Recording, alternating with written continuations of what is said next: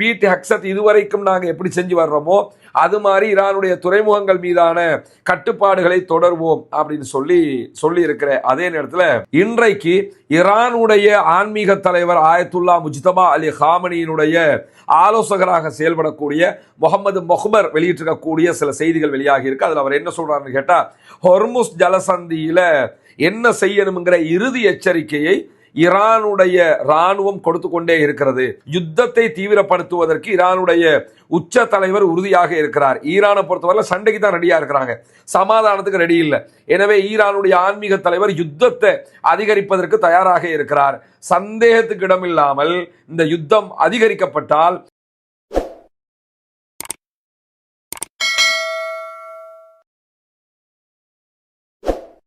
அன்றுக்கினிய சகோதர சகோதரிகளை நம் அனைவர் மீதும் ஏக இறைவனுடைய அமைதியும் கருணையும் உண்டாகட்டுமாக என்கிற உயரிய பிரார்த்தனைகளோடு இன்றைக்கும் மத்திய கிழக்கு தொடர்பாக பல முக்கியமான செய்திகள் வெளியாகி இருக்கிறது. அந்த செய்திகளுடைய தொகுப்பைத்தான் நம்ம பார்க்க இருக்கிறோம். குறிப்பாக நமக்கு தெரியும், ஒரு 3-4 நாட்களாக நம்முடைய வீடியோக்கள்ல சொல்லி வந்த ஒரு செய்திதான், அமெரிக்க அதிபர் டொனால்ட் ட்ரம்ப் துருக்கிக்கு நேட்டோ நாடுகளுடைய கூட்டமைப்பு மாநாட்டுக்கு போன நேரத்தில் இஸ்ரேலிடமிருந்து ஈரான் அமெரிக்க அதிபரை தாக்க போகிறது, கொலை செய்ய போகிறது என்று கிடைத்த ஒரு உளவு தகவலை நம்பி அமெரிக்க அதிபர் டொனால்ட் ட்ரம்ப் அவருடைய வளமையான ஏர்ஃபோர்ஸ் 1 விமானத்தில் பயணிக்கிறத தவிர்த்து அமெரிக்காவினுடைய இராணுவ விமானம் ஒன்று ரகசியமாக பயணித்தார்.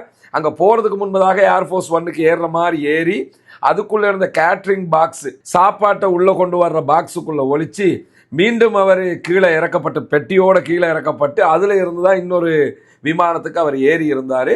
பின்னாட்கள்ல அவரே 2 நாட்களுக்கு முன்பதாக ஆமா அப்படி நடந்துச்சுதான், எனக்கு பாதுகாப்பு தரப்பு சொன்னதை தானே நான் செய்ய முடியும் அப்படின்னு ஒப்புக்கொண்டாரு. இதுல உள்ள விஷயம் என்னன்னு கேட்டா, எவனவனோ சொல்ற கருத்துக்களை நம்பி அந்த ஆளு சாப்பாட்டு பாக்ஸுக்குள்ள ஒழிக்க வேண்டிய நிலைமை எல்லாம் வந்துருச்சு. ஆனால் பிறகு துருக்கியினுடைய அதிகாரிகள் வெளியிட்ட தகவல் பிரகாரம் இப்படி ஒரு தாக்குதலை நடத்துவதற்கு வாய்ப்பே இல்லை, ஈரான் அதற்கு திட்டமிடவே இல்லை. ஈரானுக்கும் துருக்கிக்கும் இடையில் இருக்கக்கூடிய நட்புன்னு ஒன்று இருக்குது, அதே நேரத்தில் துருக்கியினுடைய பாதுகாப்புன்னு ஒன்று இருக்குது.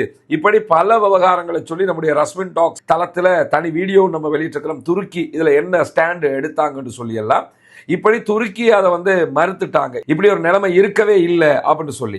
அதே நேரம் இன்றைக்கு வாஷிங்டன் போஸ்ட் வெளியிட்டிருக்கக்கூடிய செய்தியை அல் ஜசீரா சுட்டி காட்டி இருக்கிறது. அந்த செய்திகள்ல ட்ரம்பை கொலை செய்கிற எந்த ஒரு திட்டமுமே ஈரானிடத்தில் இருக்கவில்லை. அதே நேரம் இஸ்ரேலுடைய மொசாது உளவு பிரிவு தான் அமெரிக்காவுக்கு இந்த தகவலை கொடுத்தாலும் அந்த நேரமே அமெரிக்காவினுடைய உளவுத்துறை அதிகாரிகள் இதை நம்ப மறுத்ததாகவும், இது நம்மளை திசை திருப்புகிற காரியம் அப்படின்னு சொல்லி அவங்க புரிஞ்சுக்கிட்டதாகவும் அந்த அமைப்பினுடைய அதிகாரிகளே சக அதிகாரிகளுக்கு சொன்னதாகவும் இன்றைக்கு வாஷிங்டன் போஸ்ட் வெளியிட்டிருக்கக்கூடிய செய்திகள்ல நம்ம பார்க்க முடியும். ஏன்னா இஸ்ரேல் அமெரிக்காவை திசை திருப்புறதுக்காகத்தான் இந்த வேலையை பண்றாங்க, எனவே இதுல நம்ம ரொம்ப கவனமாக இருக்கணும்னு சொல்லி அவங்க ஒரு முடிவுக்கு வந்ததாகவும், ஆனாலும் நமக்கு ஒரு கடமை இருக்குது என்கிற அடிப்படையில அமெரிக்க அதிபரை நாங்க பாதுகாக்கிறதுக்குரிய ஏற்பாடுகளை பண்ணினோம் என்கிற செய்திகளையும் தெரிவித்திருக்கிறார்கள். எது எப்படியோ அமெரிக்க அதிபர் டொனால்ட் ட்ரம்பை கேட்டரிங் பாக்ஸுக்குள்ள வச்சு அமுச்சு விட்டாங்கிற செய்தியை மட்டும் நம்ம பார்க்க முடிகிறது. ஆனால் இது இஸ்ரேலால் திட்டமிடப்பட்ட ஈரானையும் அமெரிக்காவின் சிண்டு முடிகிற வேலை என்பதை தற்போது அமெரிக்கர்களே புரிந்திருக்கிறார்கள். அதே நேரம் இன்றைக்கு வெளியாகி இருக்கக்கூடிய பல சோசியல் மீடியாவிலையும் பரவக்கூடிய ஒரு செய்தியாக மாறியது என்று கேட்டால், அமெரிக்க அதிபர் டொனால்ட் ட்ரம்ப் பதவி விலகப் போகிறார், அவருடைய இடத்திற்கு பிரிதொருவர் வரப்போகிறார், அதே நேரத்தில் அவர் தன்னுடைய ஃபேமிலியோட போய் செட்டில்ட் ஆக போறாரு அப்படிங்கிற ஒரு செய்தி பரவி கொண்டிருந்தது. இந்த செய்தி முற்றிலும் பொய்யானது என்பதை நம்ம புரிஞ்சுக்கிறோம். உண்மையிலே அந்த செய்தி உண்மையாக இருந்தால் பல பேருக்கு சந்தோஷம், அது வேற விவகாரம். ஏன்னா எல்லா நாடுகளும் ஒரு பைத்தியக்காரத்தனமான செயல்பாடுகளுக்குள்ள சிக்கிக்கிட்டு இருக்கிறோமே என்கிற விதமாக அமெரிக்க அதிபருடைய செயல்பாடுகளை இன்றைக்கு கிரிட்டிசம் செய்யக்கூடிய நிலைமையாக மாறி இருக்குது. அதனால எல்லோருமே சந்தோஷப்படுவார்கள். ஆனால் அமெரிக்கா வெளியிட்டிருக்கக்கூடிய செய்திகள் பிரகாரம் அப்படி எந்த விதமான ஒரு முடிவும் எடுக்கப்படவில்லை என்றும் அமெரிக்காவினுடைய வெள்ளை மாளிகையின் செய்தி தொடர்பாளர் தான் இன்றைக்கு அவர் பதவி விலகி இருக்கிறார், அவருடைய காலம் முடிஞ்சதுனால பதவி விலகி இருப்பதாகவும், அவர் தன்னுடைய ஃபேமிலியோட போய் செட்டில்ட் ஆகி அடுத்த காரியங்களை பார்க்க போறாரு என்று அறிவித்ததை தான் மாறி அமெரிக்க அதிபர் பதவி விலக போகிறார் என்கிற விதமாக சொல்லி இருக்கிறார்கள் என்கிற செய்திகள் வெளியாகி இருக்கிறது. எனவே அமெரிக்க அதிபர் டொனால்ட் ட்ரம்ப் பதவி விலக போகிறாரு என்பது, பதவி விலகினால் சூப்பர் என்கிற ஆசை யாருக்கு இருந்தாலும் அவர் அப்படி விலகிற ஐடியா கிடையாது என்கிற செய்திகள் இன்றைக்கு சொல்லப்பட்டிருக்கக்கூடிய சூழல்ல இன்றைக்கு அமெரிக்காவினுடைய பாதுகாப்பு செயலராக செயல்படக்கூடிய பீட் ஹெக்ஸத் வெளியிட்டிருக்கக்கூடிய ஒரு செய்தியை நம்ம பார்க்க முடியும். அதில் அவர் என்ன சொல்றாருன்னு கேட்டா, எங்களால் ஈரானை சுற்றி வளைத்து கொண்டு இருக்கவே முடியும். இப்ப ஈரான் அவங்க முழுவதுமாக ஆக்கியூபேட் பண்ணி வச்சிருக்கிறாங்க, சுற்றி வளைச்சு நிற்கிறதாக சொல்லிக்கிட்டு இருக்கிறாங்க. எனவே நாங்க ஈரான் மீதான இந்த தடையை தொடர்ந்து செய்ய முடியும் அப்படின்னு சொல்லியிருக்கிறாரு. எப்படிங்க பண்ணுவீங்கன்னு கேட்டதுக்கு, நாங்க கப்பலை மாத்தி மாத்தி ஆக்களை போட்டுக்கிட்டு இருப்போம் அப்படின்னு இருக்கிறாரு. கப்பலை மாத்தி மாத்தி ஆக்களை போட்டாலும் அதுக்கு இருக்கக்கூடிய செலவு, அதனுடைய கஷ்டங்கள், திடீர்னு ஈரான் அடிச்சான்னா அதுக்கு என்ன பண்ண போறீங்கிற கேள்வி எல்லாம் இருக்கிறது. ஆனா அந்த குழந்தை புள்ள பதில் சொல்லுமில்ல, அது மாதிரி நாங்கள் ஆல்ரெடி 19 கப்பல் வச்சிருக்கிறோம், இப்போ 20வது கப்பலை கொண்டு வந்திருக்கிறோம், இதில் 2 கப்பலை வெளியெடுப்போம், இன்னும் புதிய 2 கப்பலை கொண்டு வருவோம், எதை கொண்டு வந்தாலும் செலவு யாருக்குடா, உனக்கும் உன் நாட்டுக்கும் தானே. ஈரானுக்கு இதனால என்ன செலவு வரப்போகிறது? ஓகே, இருந்துக்கிட்டு அவன் கிடப்பான், அவனுடைய வேலைகளை பண்ணிக்கிட்டு போவாங்க, அவங்க தரை வழியாக செய்ய வேண்டிய வேலையெல்லாம் செஞ்சுக்கிட்டு தான் இருக்கிறாங்கன்னும் போது அவர்களுக்கு இதுல எந்த நஷ்டமும் கிடையாது.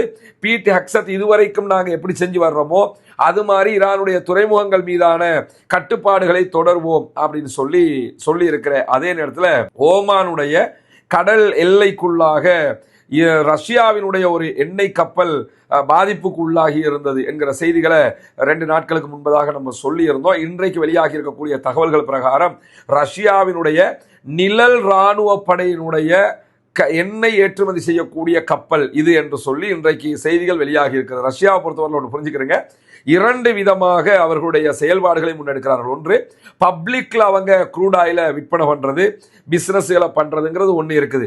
2வதாக நிழல் இராணுவம் அப்படின்னு ஒன்று வச்சிருக்கிறாங்க.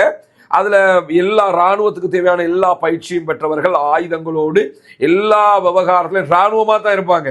ஆனா அவங்க நிழல் இராணுவமாக செயல்படுவார்கள், நிஜ இராணுவமாக செயல்பட மாட்டார்கள். பார்த்தா கப்பலுக்குள்ள ஏறி பார்த்தா கப்பல் வந்து பிசினஸ் கப்பலாட்டம் இருக்கும், கப்பல்ல க்ரூட் ஆயில ஏற்றிருப்பாங்க, அதுல தான் எல்லாமே இருக்கும்.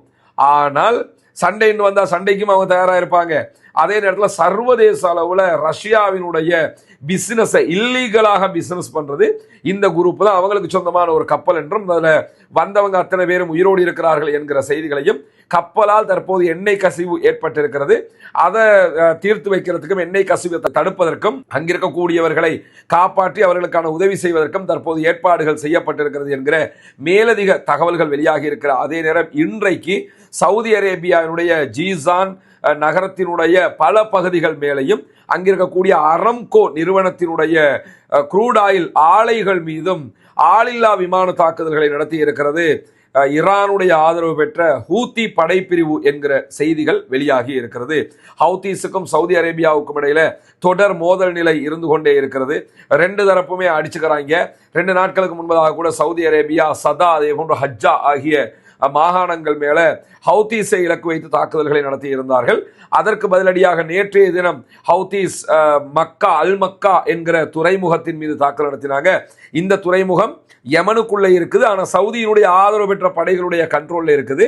அந்த துறைமுகத்தை மொத்தமாக கைப்பற்றுவதற்காக தொடர்ந்து அதன் மேல ஹவுதீஸ் தாக்குதல்களை நடத்துகிறார். அதே நேரம் இன்றைய நாள் அரம்கோ மேல மீண்டும் தாக்குதல்களை நடத்தி இருக்கிறார்கள் என்கிற செய்திகள் வெளியாகி இருக்கிற அதே நேரத்தில் இன்றைக்கு ஈரானுடைய ஆன்மீக தலைவர் ஆயத்துல்லா முஜ்தபா அலி ஹாமனியினுடைய ஆலோசகராக செயல்படக்கூடிய முகமது மொஹ்பர் வெளியிட்டிருக்கக்கூடிய சில செய்திகள் வெளியாகி இருக்கு. அதுல அவர் என்ன சொல்றாருன்னு கேட்டா, ஹொர்முஸ் ஜலசந்தியில என்ன செய்யணுங்கிற இறுதி எச்சரிக்கையை ஈரானுடைய இராணுவம் கொடுத்து கொண்டே இருக்கிறது.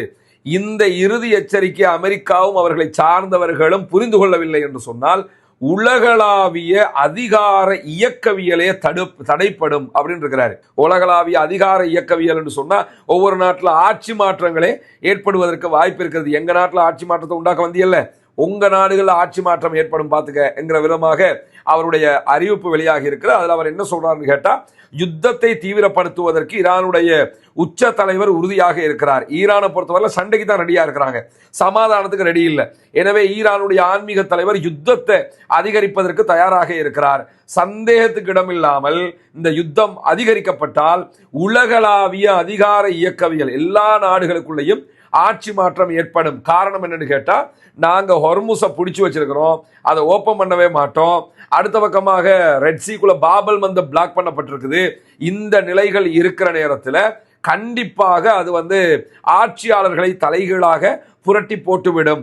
எனவே உங்களுக்கு இருக்கிற ஒரே சாய்ஸ் என்னன்னு கேட்டா ஈரானுடைய நிபந்தனைகளை ஏற்றுக்கொள்வதுதான் என்கிற செய்திகளை இன்றைக்கு முகமது மொஹ்பர், ஈரானுடைய ஆன்மீக தலைவரின் மிக முக்கியமான ஆலோசகராக இருப்பவர், வெளியிட்டிருக்கக்கூடிய செய்திகள் முக்கியத்துவம் கருதி இன்றைக்கு வெளியிடப்பட்டிருக்கிறார். அதே நேரத்தில் அமெரிக்கா மீது ஈரான் நடத்தி வருகிற யுத்தத்தை பொறுத்தவரையில இந்த யுத்தம் ஆயுத ரீதியிலான சண்டையே கிடையாது.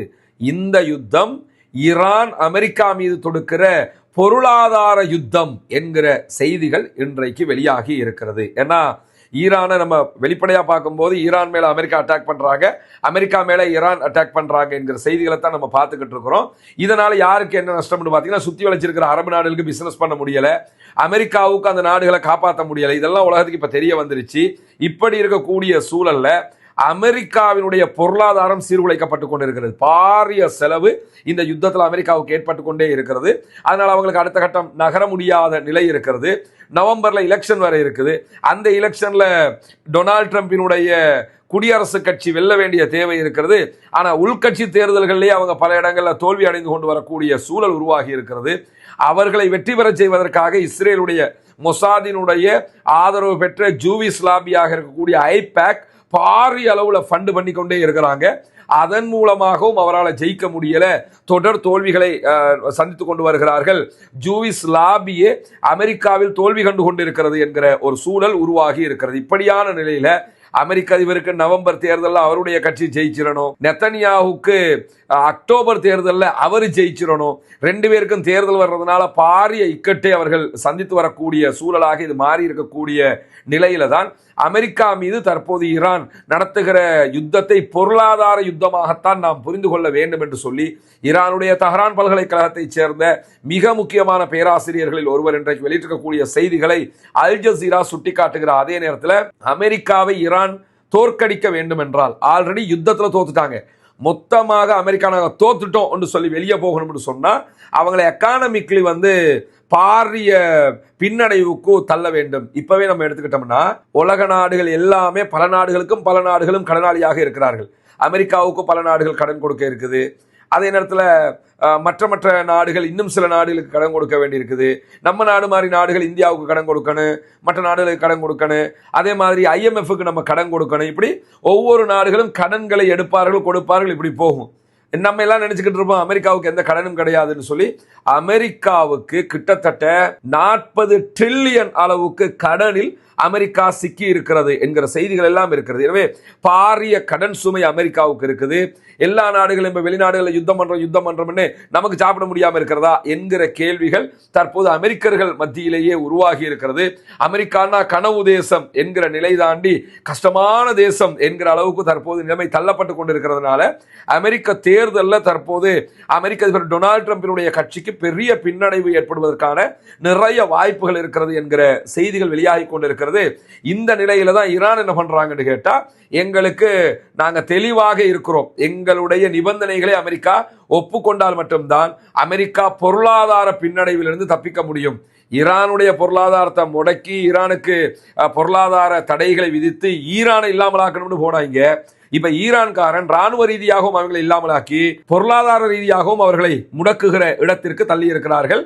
குறிப்பாக ஈரானுடைய முடக்கப்பட்ட சொத்துக்களை அமெரிக்கா விடுவிக்க வேண்டும், லெபனான் மீதான இஸ்ரேலுடைய தாக்குதல்கள் நிறுத்தப்பட வேண்டும், காசாவில் அமைதியை கொண்டு வர வேண்டும், ஈரான் மீதான கடல் முற்றுகையை அமெரிக்கா விட்ரா பண்ண வேண்டும். இதையெல்லாம் ஒப்புக்கொண்டா மட்டும்தான் நாங்க இந்த ஹொர்முஸை திறக்கிறத பத்தி யோசிப்போமே தவிர அது சும்மா திறக்க மாட்டோம்.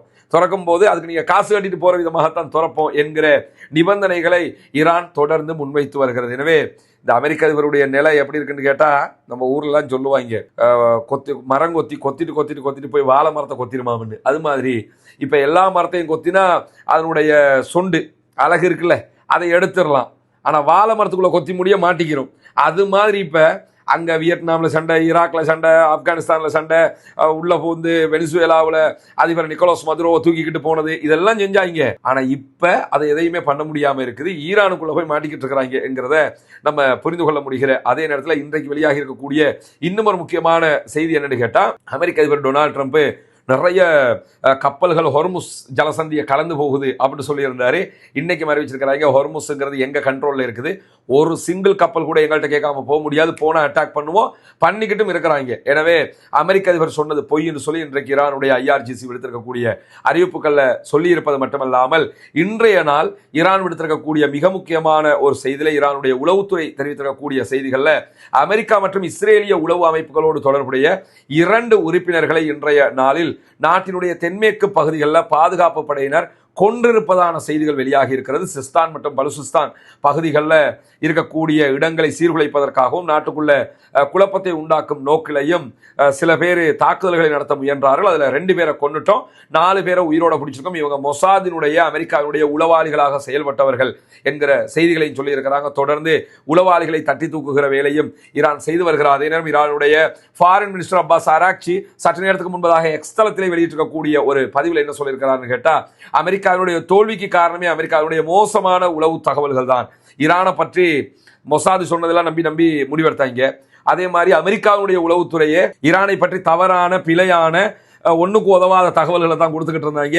அதை நம்பி யுத்தம் பண்ண வந்து கடைசியில் மாட்டிக்கிட்டீங்களடா, என்ன இருக்குன்றே தெரியல, ஆனால் வர முன்னாடியே சொன்னாங்க சேர்த்து குழிக்குள்ள புதஞ்சிக்கிருவீங்க அப்படின்னாங்க. அதே மாதிரி தற்போது ஈரானுக்குள்ள புதஞ்சு நிற்குது அமெரிக்காங்கிறத நம்ம பார்க்க முடிகிறது. அதே நேரம் இன்றைக்கு மேலதிகமாக வெளியாக இருக்கக்கூடிய ஒரு செய்தி பிரகாரம் இன்றைய நாள் ஈராக்கினுடைய உயர்மட்ட பாதுகாப்பு குழு ஒன்று சவுதி அரேபியாவுக்கு போயிருக்கிறது. சவுதி அரேபியா ஆல்ரெடி பாகிஸ்தானோட ஒரு அக்ரிமெண்ட் போட்டிருக்கிறாங்க. தற்போது துருக்கி, பாகிஸ்தான், சவுதி ஒப்பந்தம் போடப்பட்டிருக்கு. பாகிஸ்தானுக்கும் குவைத்துக்கும் இடையில ஒரு அக்ரிமெண்ட்டுக்கு வந்திருக்கிறாங்க.